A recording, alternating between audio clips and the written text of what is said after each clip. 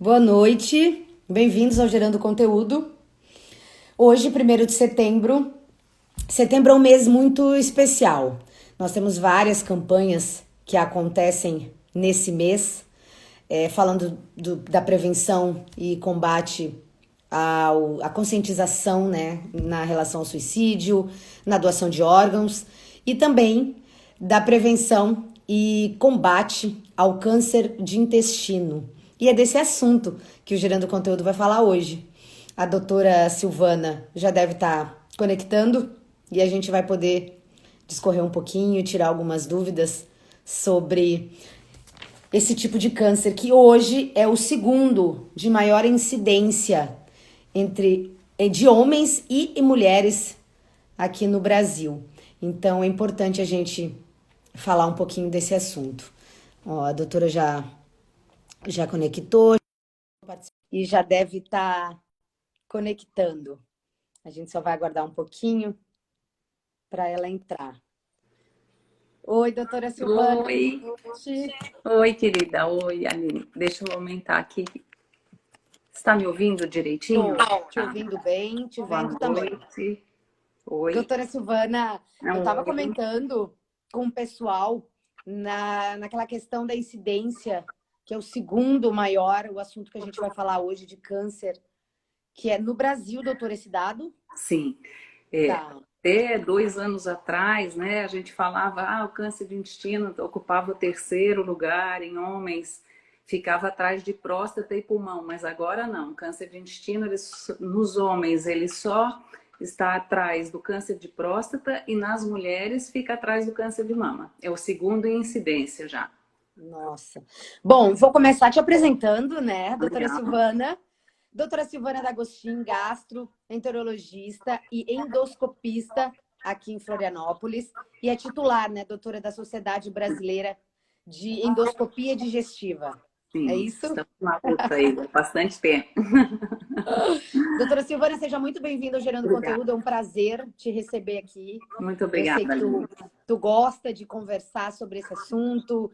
E esse é um mês especial. Setembro é um mês que a gente tem esse combate, essa prevenção, essa conscientização sobre o câncer de intestino. Então, acho que vai ser bem legal essa nossa conversa. Sim, hoje, mês de setembro, né, estão abrindo os trabalhos para a campanha da prevenção do câncer de intestino, que é o Setembro Verde, né? Esse ano vai ser um pouquinho diferente, mais online, né?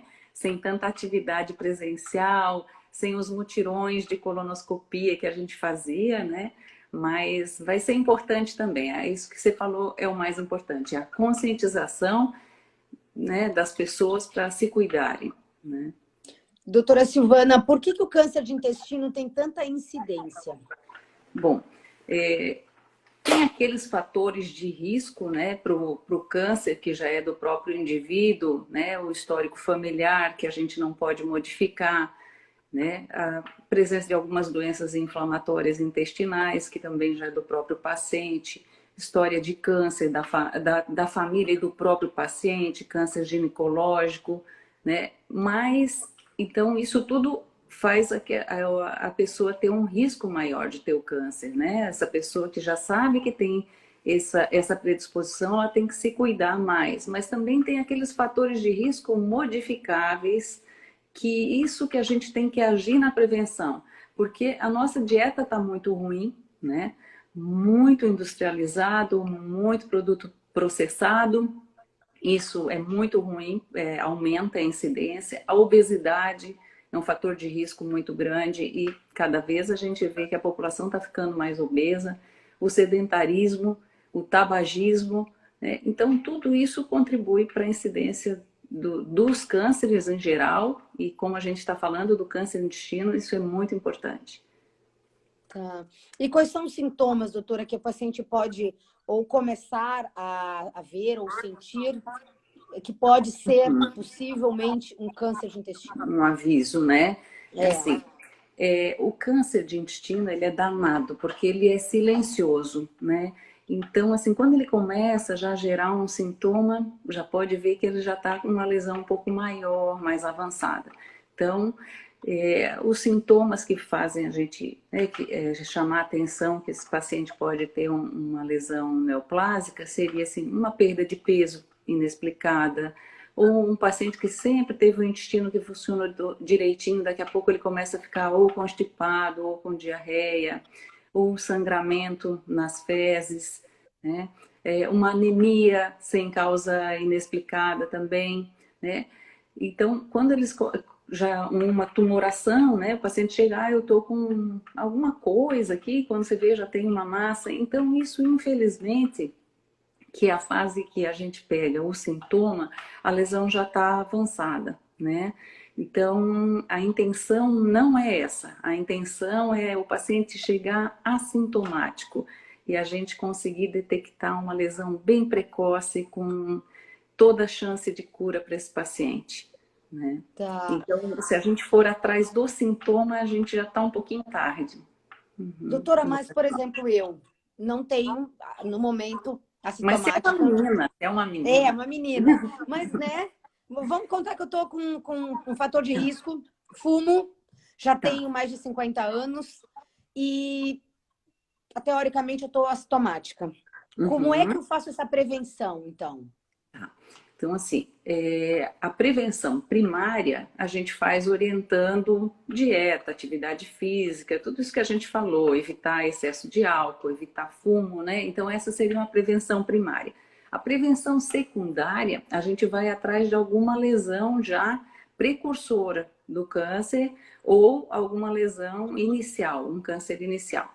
Então, assim, se eu recebo no meu consultório, né, um paciente de 50 anos, a idade em si só já é o fator de risco. Então, hoje já está bem estabelecido que 50 anos de idade as pessoas já devem procurar para fazer uma prevenção.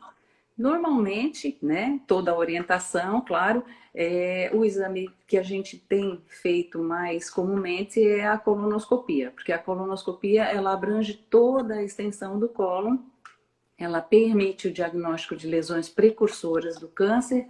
Normalmente o câncer ele nasce de uma lesão benigna, que é um pólipo, que é uma lesão elevada, né? 70% das vezes é de um pólipo adenomatoso ou em uma outra menor incidência, lesões serrilhadas. Então são lesões que a gente consegue remover completamente na colonoscopia, fazendo a prevenção, né? Então, se o paciente diz assim, não, eu não vou fazer colonoscopia de jeito nenhum, porque eu não vou ficar a noite toda no banheiro, né? Não quero fazer aquele preparo horroroso e tal. Então, assim, a gente tem a obrigação de rastrear. É a vontade do paciente. Ele não quer fazer a colonoscopia, então, pelo menos uma pesquisa de sangue oculto nas fezes, anualmente, depois dos 50 anos, deve ser feito. A nossa preferência é pela colonoscopia, né? Que seria um exame mais completo. Mas se o paciente realmente se opõe a isto, a gente não pode deixar de não fazer nada. A gente tem que fazer alguma coisa, né? Tá.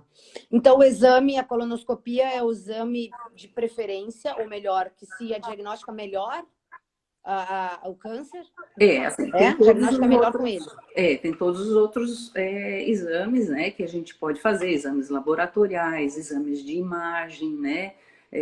Mas assim, para a gente fazer o rastreamento mesmo, a gente tem que remover essas lesões adenomatosas antes de elas degenerarem para o câncer. Então, a colonoscopia, ela te permite, além do diagnóstico, a intervenção terapêutica.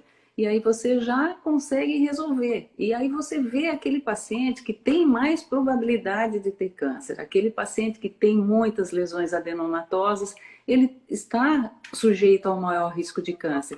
Então, esse paciente ele é rastreado. A gente diz, ó, você precisa fazer anual, você precisa fazer a cada 3 anos ou a cada 5 anos, né? E assim você vai acompanhando esse paciente. A senhora comentou em relação ao exame, às vezes o paciente não quer fazer. E realmente é um exame que exige um pouco mais de Existe. paciência, um pouco mais de calma do paciente. É o meu exame mais complicadinho, o preparo dele é mais difícil, exige Sim, muito do paciente. Por sim. que, doutora, realmente essa necessidade, tu achas que isso pode mudar com o decorrer dos anos ou não? Isso é um exame que vai ser assim? é complicado, é a parte do preparo, sabe? Então, a parte do preparo, porque o nosso cólon é cheio de fezes, não tem como. Todo o resíduo que a gente já provê, né? Todo o nutriente a gente absorve no intestino delgado. O que vai para o intestino grosso, para o cólon, já é o resíduo, vai sair o bolo fecal. Então, a gente precisa limpar. Se a gente não conseguir limpar, a gente não tem visibilidade alguma. Então, esse é um item que é fundamental na realização da colonoscopia, né? O intestino tem que estar muito limpo para você ter um exame de qualidade ótima. Então, esse preparo, olha, eu acredito que não sei como que vai mudar isso, Não sabe? tem como melhorar. Não sei assim. Como que a gente botar um aspirador ali para limpar tudo, né? Então, assim, fica horas, né? Vai no banheiro, elimina bastante aquele conteúdo fecal, toma um líquido que faz uma limpeza, né? Então, esse preparo não. A parte técnica já mudou bastante, a tecnologia, os aparelhos hoje são maravilhosos, a gente consegue fazer um diagnóstico muito preciso. Então, isso mudou. Eu acho que no futuro podemos ter robô, né, executando esse exame. Com a inteligência artificial já tem softwares, né, que facilitam assim, mas o preparo, que é o danado, eu não vejo mudança, não. Então, mas não é um bicho de sete cabeças, sabe? É um Não é tão receio, eu ruim. acho que a população tem, é mais de ouvir os outros, né? Às vezes a pessoa não vai ter a mesma opinião ou não vai sentir as mesmas coisas, mas ouve, aquilo Isso. já desenha, ilustra de uma maneira terrível, e aí muitas vezes acaba não fazendo a prevenção ou não querendo fazer o exame por conta. A médica pede o exame, o paciente não volta. Não volta. Muitas Então, vezes por acontece isso isso, né? é importante, em setembro, claro, mais do que nunca, a gente fazer a conscientização, Com mas certeza. que o paciente tenha durante todo o ano esse cuidado de saber que se o médico pediu o exame, ele está querendo realmente ver, procurar alguma coisa ou ter certeza de uma outra. Importante essa conscientização, né, doutora Silvana? Sim, sim. Se tem Qual que é a... indicação de fazer, não vejo motivo, né, por não fazer. Não fazer. É, depois tem a sedação também, né? Que o exame normalmente é feito sob sedação. É um exame tranquilo, assim. Hoje a gente já trabalha junto com anestesistas, né? Então realmente diminuiu bastante o risco do exame. O risco de um exame diagnóstico mesmo é irrisório, na verdade. Muito tranquilo. Uma pessoa que está olhando aqui, Fafinha, colocou dieta adequada e tomar bastante líquido. Ah, sim, Primordial, eu acho, para a gente evitar qualquer tipo de sim, doença, sim. dieta Com adequada e tomar bastante. A gente sempre fala bastante da questão da alimentação aqui nas lives. A certeza. Ana colocou que já fez preparo 2 vezes, não foi tão ruim assim. Ó, Então, eu existem feedbacks positivos, né? Vamos ter. Se tiver que fazer, faça. Não ouça muito quem já é fez, como não se procure falou. informação, Aline, né? como você falou, é muito preconceito. Essa história de comadre vai passando, né, de um para o outro, e aí vai dizer, ai, que o preparo é horroroso, e isso vai criando esse preconceito, né? Não é tão ruim assim, gente. Dá para fazer tranquilamente. Eu acho que o risco-benefício, né, o ônus e o bônus aí da colonoscopia, eu acho que vale a pena. O Vale a bônus pena. é bem maior. Doutora, qual que é a porcentagem de cura quando a gente pensa, já que essa incidência está tão grande, qual que Se é a for, porcentagem de olha, cura que nós se for temos? uma lesão precoce, restrita à parede, né? Ali, porque tem vários graus, dependendo da invasão da parede que a lesão acomete, né? A gente tem, mas assim, resumindo, um diagnóstico de uma lesão mais precoce é 90% de chance de cura, né? Nossa, Então, não justifica não fazer. E a remoção das lesões precursoras, isso já faz uma redução de mais de 50% do risco de câncer para essa pessoa. Então, é muito significativo. Né? nossa. Aqui a Thaís colocou pólipos em primeiro grau. Eu De acho que a grau questão de... deve ser de grau 1, de incidência de melhora ou de cura, eu acredito que seja esse questionamento. eu acho que ela está falando da classificação do pólipo, do adenoma. Será que é isso, Thaís? Pode ser também. Vamos ver se ela já É, coloca uma informação do que seria. A Ana colocou aqui. Qual o intervalo de um para o outro? Já ouviu falar em 5 ou 2 anos para tá, fazer o Ana, exame? assim, ó, existe isso bem documentado, né? Assim, se o paciente tem uma colonoscopia completamente normal, os americanos, eles até falam em uma colonoscopia a cada 10 anos. Mas a gente tem que individualizar muito isso, ver o histórico do pessoal, o histórico familiar, tudo isso, né? É, a gente tem preconizado a cada 5 anos. Os japoneses, eles são um pouquinho, eles não são tão bonzinhos quanto os americanos. A gente segue mais a escola japonesa. Eles são mais intervencionistas, assim, mais radicais nesse rastreamento, né? Então, 5 anos é um tempo legal para quem tem uma colonoscopia normal. Agora, se a pessoa já tem outras lesões, já removeu pólipos, né? Principalmente se foi adenomas avançados, a gente tem que reduzir esse intervalo, com certeza. Tá. A Thaís agora completou aqui a Oi. classificação dos pólipos e chance de recidiva. Tá. Você deve estar falando dos adenomas, que é o mais comum, né? Que são as lesões neoplásicas benignas, né?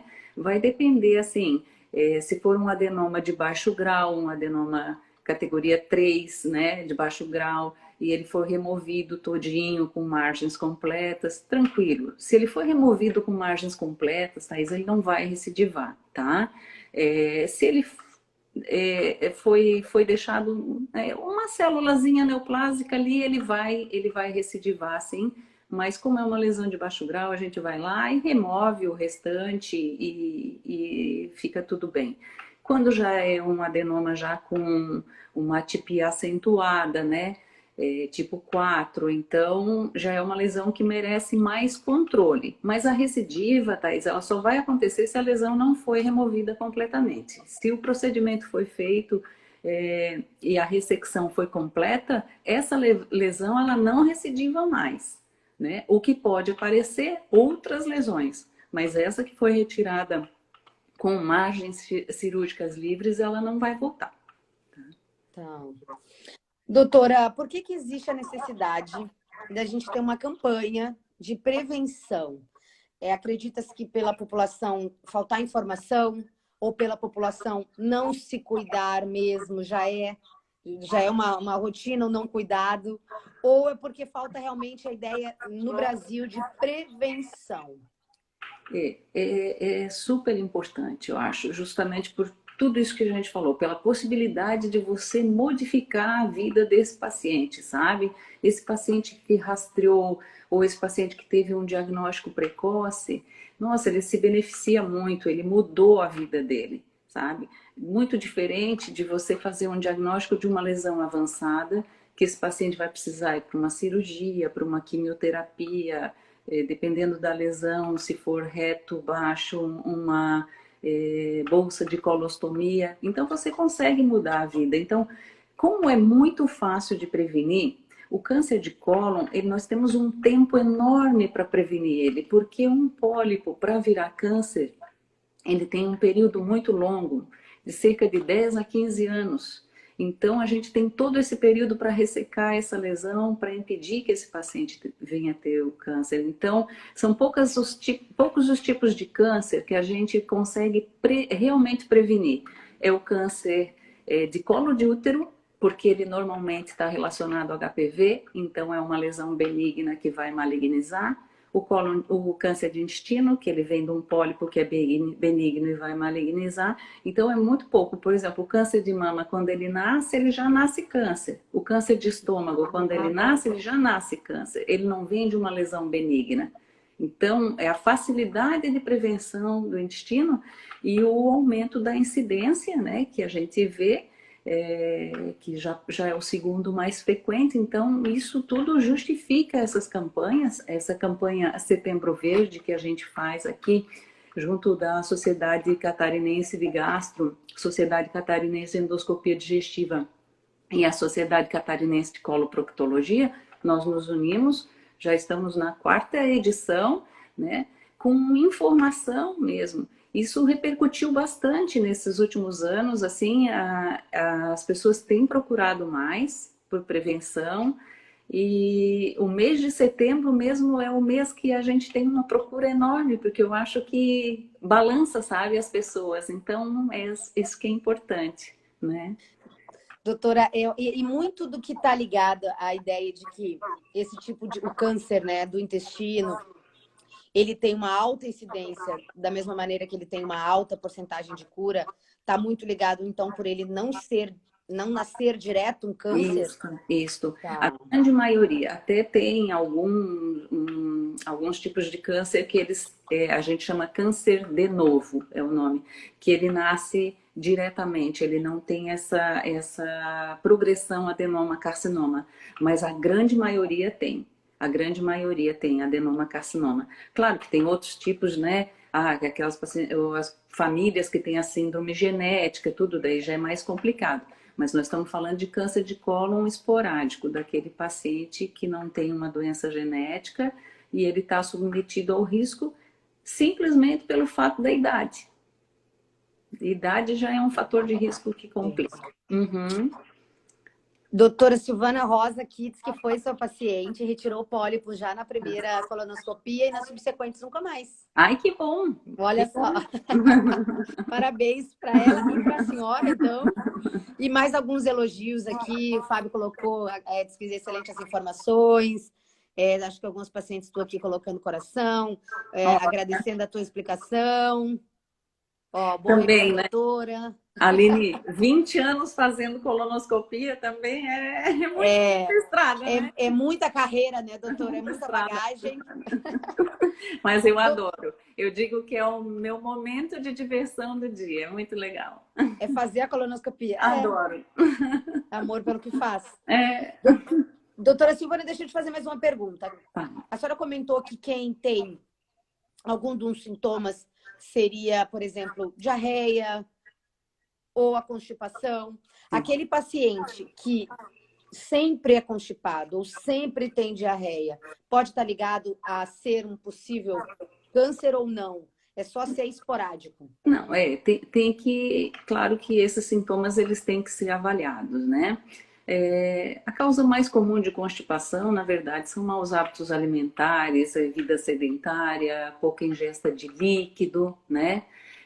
Mas assim, uma alteração do hábito intestinal. Então, ele não era constipado, ficou constipado, ou surgiu uma diarreia, esse paciente não tinha uma diarreia, começou a ter diarreia. Então, essa alteração do hábito intestinal é um sintoma que chama nossa atenção, assim. Mas o paciente que é constipado, como o resíduo fica mais tempo em contato com a mucosa colônica, é um paciente de maior risco realmente para desenvolvimento tanto de pólipos quanto de câncer. Tá. Bom, doutora Silvana, eu quero te agradecer passou tão Tava rápido. tão bom. Tava tão bom. Bom, a ideia do Gerando Conteúdo é tentar trazer um pouquinho mais de informação. E hoje veio linkar com o início do mês de setembro, que é um mês muito importante para a tua especialidade e para aquilo que tu ama fazer. Se a senhora quiser deixar mais algum recadinho para a população, para os teus pacientes, né, novos, velhos e possíveis. Cuidem-se, né? A gente tem que tentar ter uma vida saudável dentro do possível, né? Cuidar muito com a nossa alimentação, né? Dar preferência para vegetais, para frutas, uma comida mais natural, um pouquinho menos de carne vermelha, evitar esses negócios de alimento processado, que isso tudo é cancerígeno, esses embutidos, salsicha, salame, bacon, essas coisas, presunto. Vamos tirar esse negócio da alimentação. Vamos praticar esporte, vamos fazer, né? Ter uma vida mais saudável. Isso já é meio caminho andado, né? Ficar em forma. E com relação, se você está com 45 a 50 anos, nessa faixa de 50 anos, vamos cuidar porque pode ter um desfecho muito importante a realização de um exame de prevenção. Que bom. Tá? Bom, doutora Silvana, muito obrigada. Obrigada. Tenha uma excelente noite. Eu queria te parabenizar pelo teu canal. Gerando conteúdo, nós temos acompanhado conteúdos muito interessantes. Olha, parabéns. pela Obrigada. inovação. Obrigada. A gente tem bastante conteúdo que já passou por aqui. Vai ter muita coisa legal por vir, doutora. Também temos o conteúdo que nos liga. Aquele médico que não quer fazer live, tem uma vergonha, não tem tempo. Ou pela questão da agenda também das lives. Hoje a gente está com live com agendamento agora para início de novembro. Nossa. Então tem live até novembro já agendada. Então, a gente criou, né? Eu criei o Gerando o conteúdo que nos liga, que também é uma outra forma de tentar passar um pouquinho mais de informação através dos posts. Tem o podcast do Gerando Conteúdo. Então, eu estou tentando abrir o leque aí para atingir o maior número de pessoas possível, tentar demandar um pouco mais de informação sobre saúde e bem-estar. E só é possível com vocês, especialistas que param um pouquinho do tempo, conversam aqui com a gente e transmitem um pouquinho de conhecimento. Então, é graças a vocês, com certeza. Tá bom? Obrigada, obrigada. Muito obrigada, boa noite. Nos vemos Beijo. amanhã. Tá. Tchau, tchau. Tchau. Beijão.